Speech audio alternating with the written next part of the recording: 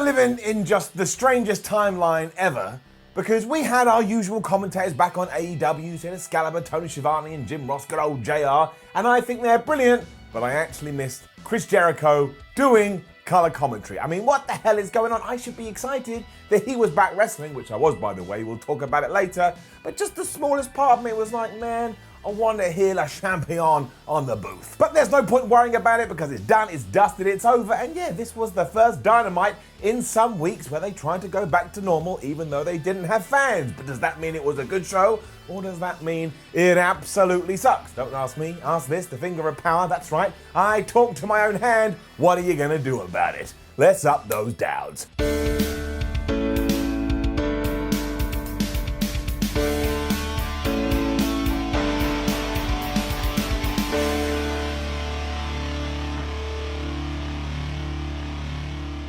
We had a cool opening video recapping everything that had gone down in the TNT Championship tournament before we segued straight into our opening match, which was Cody versus Joey Janela. And I kind of like seeing Cody in the opening match of Dynamite. He always feels important, and he did that here. They're getting it up. It started with some classic wrestling before they brawled outside, and I just gotta say, we were back in Daly's place in Jacksonville for this episode of Dynamite, and AEW had just littered people around like they have been doing, but it sounded loud, it sounded proud. They even had fireworks, they had pyrotechnics.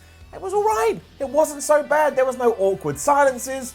I just think if you are running wrestling shows right now, don't worry about it. There's no shame. Copy All Elite Wrestling. Back in the ring, there was also this really badass spot where Cody went for a cutter, but somehow Joey Janela reversed that into a German suplex, and then there was another nut suplex off the top rope.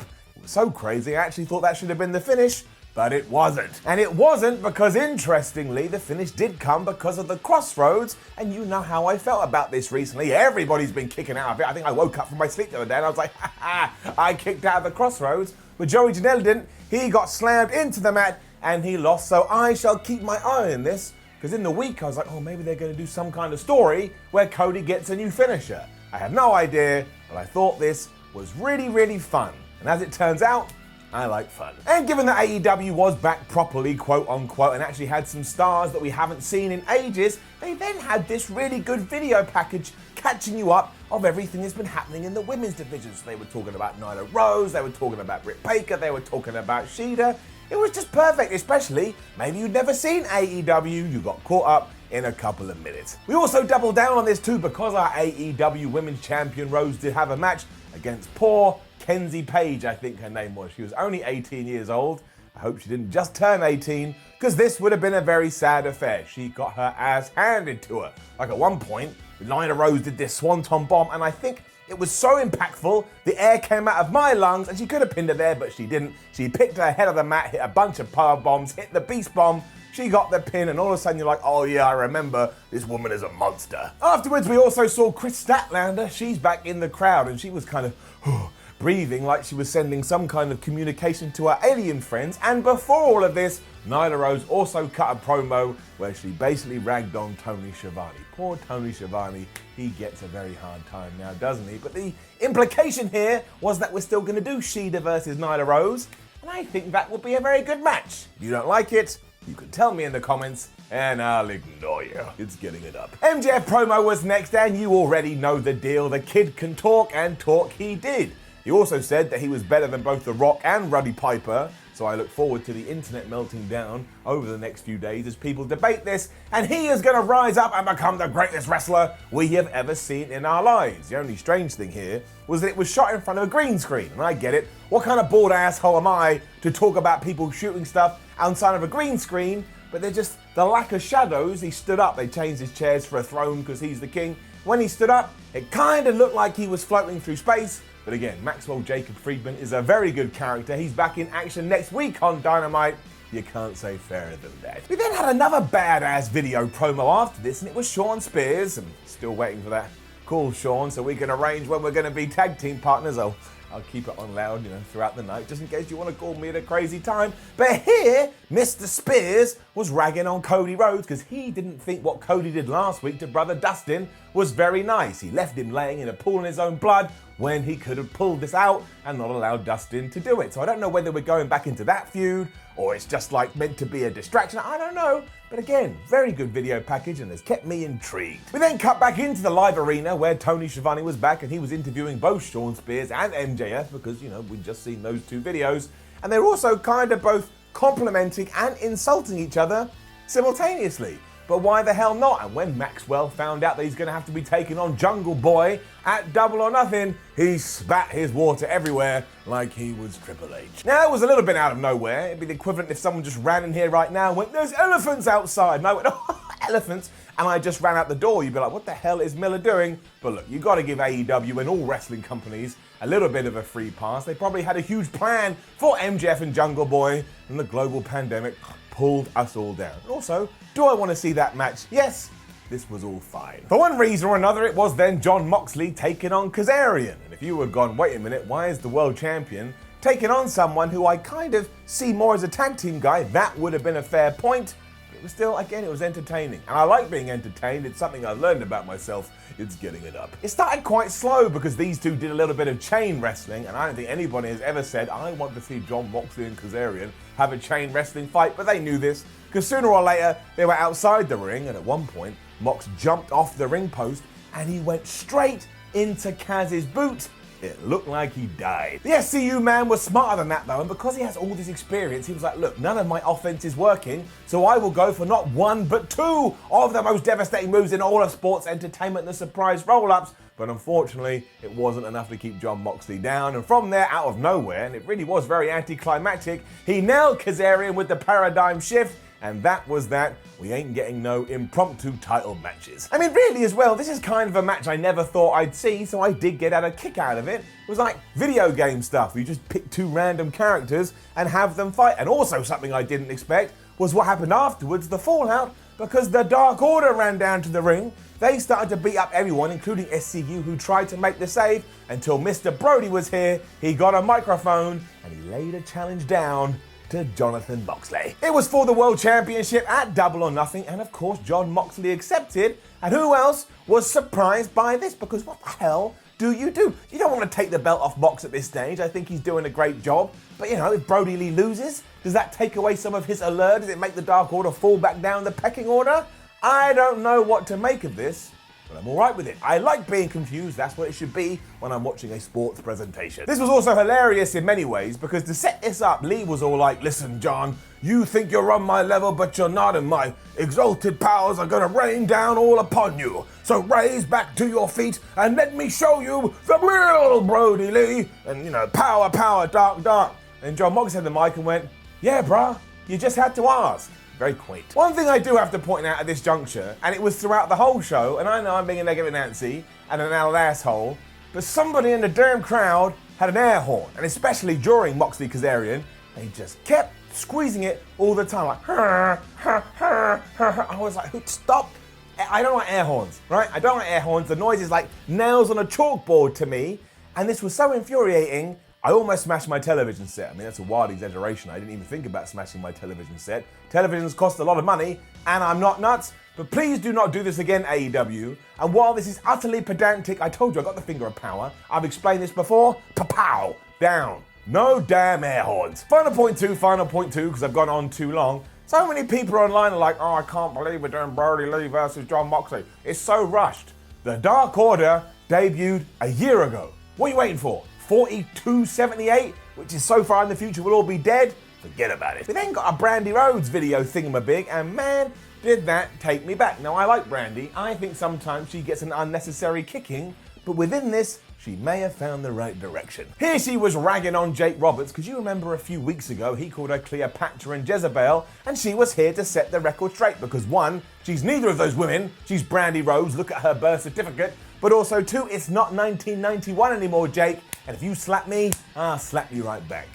Slaps hurt. Followed up by saying, keep my name out of your dirty mouth. And I think this worked pretty well. Because if you were going to do a rebuttal to everything that Jake Roberts did, you wouldn't have been calm and all peaches and cream. You would have been super pissed off and a little bit angry. And that's how Brandi was. I do think this video could have been made earlier. It was a bit like you saying to me, Miller, how are you? And a month later, your phone goes beep, beep, and it says Simon Miller. And the message is, I'm fine. It would take you a minute to go, wait, what? Oh yeah, I've caught up. But otherwise, this is what we should be doing with Brandi Rhodes. We tried a few things, it didn't work.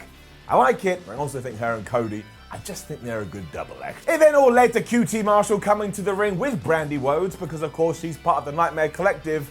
And poor Cutie Marshall, he did not have a good evening. However, he's still getting it up. Before you see, he was taking on Lance Archer, who just ran the show here. I mean, it wasn't an out-and-out squash. Cutie got a little bit of offense in, but at no point did you ever think Archer was in danger. I mean, even when he was walking to the ring, he saw somebody in the crowd and he just ran at them and beat them up. The man is deranged. Jake Roberts was also on the outside, complete with his pandemic mask, but this was just another opportunity to get Lance Archer a win. He finished it off with the EBD claw after he'd hit in the blackout or the fallout, whatever the hell the other thing is called. And again, he is probably the greatest squash monster that AEW has. There was also this amazing bit halfway through where Britt Baker took off her shoe and she just hit Cutie Marshall because she is the MVP of pro wrestling. And then Brandi took that shoe and just chucked it into the arena. It was very funny. But I suppose it's the aftermath that most people want to talk about because things did get very dark. I don't mean AEW dark, that's a show on Tuesday on YouTube. Now I'm promoting AEW dark. Look, move on. Because Baker was back again and she was clearly very annoyed that she was only now one shoe Brit, so she gave a DDT to Brandi Rhodes on the outside. She then threw her in the ring. Jake Roberts also got in the ring. He got his snake, he put it on Brandi, and then he basically straddled her and kind of thrusted in her general direction. Now I have a rule on thrusting, and that's let's just never thrust ever. No matter where you are, if you're by yourself, you're with your friends, I don't care. We don't need thrustings. And look, it did make the atmosphere very uncomfortable and tense, which I think was the idea, but you could have done all of that again without the thrusting. You put a snake on a fallen woman, that would have been enough. It was pretty damn heavy though, and I suppose that ties into AEW's MO, which is that they are going to go off down all different pathways, and you can decide what you like. We also tied up the story about why Cody didn't come out to try and save her, and that's because he was in the trainer's room after the match he had to open Dynamite.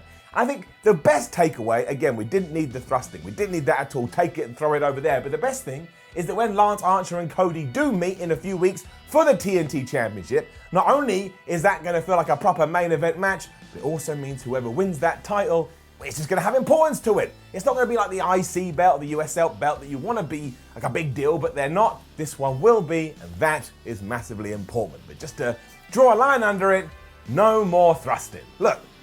It's weird. Taz then offered to help Darby Allin. Now, I don't know what the storyline here is, but after chatting to him, Taz was like, look man, I'm Taz. I can help you. I could help a fish, should I so wish. And Darby wasn't sure about this. And I don't mind if it's like a little thing or he gets some advice from the human suplex machine. But given that we've got Cody and Arn, and we've got Tully and Sean, and we've got Jake and Lance Archer, I don't think I need another partnership or another pairing like that, you know, veteran to young rookie dude. But we'll see where it goes. We'll see where it goes. I'm kind of interested. And like Darby Allin, no matter what AEW does with Darby Allin, he's gonna be a superstar. That's the key. Okay, right, here is the major takeaway with this week's episode of AEW Dynamite. I don't care if you like it. I don't care if you hate it. I don't care if you think AEW is rubbish. I don't care, whatever, I don't care. Because the main event was a street fight between Chris Jericho, Sammy Guevara, Broken Matt Hardy, and Kenny Omega, and I think it was the most entertaining and best thing I've seen ever since wrestling had to close its doors. I laughed my ass off from minute 1 to minute 20, or however long it went, so it doesn't just get an up. Can you believe it? It gets a golden up. I mean, one of the first things we saw was Matt Hardy taking Sammy Guevara's head and slamming it into every turnbuckle before he also gave him a crucifix bomb and almost won this in about 7 seconds. And by the time they were brawling through the entrance tunnels, Broken Matt Hardy had become Matt Hardy from the Hardy Boys. No one ever explained this. That's just what Matt Hardy does. I loved it. Jericho was having none of this, so he just twonked Matt Hardy with a bat, which did bust him open a little bit. And poor Sammy Guevara. Sammy Guevara had his ass kicked throughout all this, including at one point being laying on a table, and Matt Hardy just dove off a ladder and smashed the hell out of him. That would have been the ending too if Jake Hager hadn't turned up to save this, and then Jake Hager was like, wait a minute, it's a street fight. If there's a fight in the street, I can just get involved. So he started pummeling Kenny Omega and Matt Hardy too. I mean, they had fought so long they wound up in the Jacksonville Jaguar Stadium that is next to Daly's place where they were filming Dynamite. And then Jericho and Sammy Guevara were like, we know what we can do with Matt Hardy. We'll throw him in a freezer. So they threw him in a freezer and they closed the door. Matt Hardy in the freezer. The champion then put a traffic cone on his head and kind of pretended to be a witch. And Sammy Guevara was using an ATM as a weapon. And when Matt Hardy emerged from the freezer, he was now the Damascus version of Broken Matt Hardy. And I get some people don't like this ludicrousness. I love stupidity in my professional wrestling, and this was stupid in the best possible way. It's a compliment from me. It's so good. Just to tie this off as well, Matt Hardy and Kenny Omega then decided to get in a golf cart and just cause absolute havoc. They ran down Chris Jericho, they ran down Sammy Guevara, who took an absolutely crazy bump. And just go and find that GIF. If you're not going to watch Dynamite, go and find that GIF online. I promise you, you just laugh. It's just so dumb. Who knew that dumbness was so great? Ultimately, though, it was the numbers game that caught up with Omega and Hardy, and the Inner Circle won because the Proud and Powerful were there, and they powerbombed Matt Hardy, and then I think Chris Jericho and everybody else powerbombed Kenny Omega on a golf cart, and after they hit him with the Judas effect, the champion got the 1, 2, 3, and then on the Jacksonville Jaguars scoreboard, I think, or on some kind of scoreboard, you saw the Inner Circle logo. So they stand tall, but I couldn't care. I didn't care who won, and I didn't care who lost, because I sat there on my couch going, man, this is like the ultimate thrill ride. AEW, I appreciate it. And I get it, I totally understand that some people are gonna moan about it, and this isn't the kind of wrestling they want, and that's cool. You can do that, but I am gonna go watch it again, and that's why this week's episode of Dynamite overall gets an up. It was like they knew they were back live, and they felt like they had to pull out all of the shots, and pull out the shots they did. Now, don't forget to leave a comment below and let us know what you thought about last night's AEW Dynamite. Like the video, share the video, subscribe to WhatCulture Wrestling, then head over to WhatCulture.com, read yourself some articles. Follow WhatCulture on Twitter at WhatCulture WWE, and watch more videos here on WhatCulture Wrestling. My name is Simon from WhatCulture. Thank you very much for watching, and I hope one day I get to be hit by a golf cart driven by Kenny Omega and Matt Hardy. And I know some people are really upset because Kenny Omega lost again. Matt Hardy got locked in a freezer, and Matt Hardy also pulled a Mick Foley from the Royal Rumble 1998. I have zero complaints.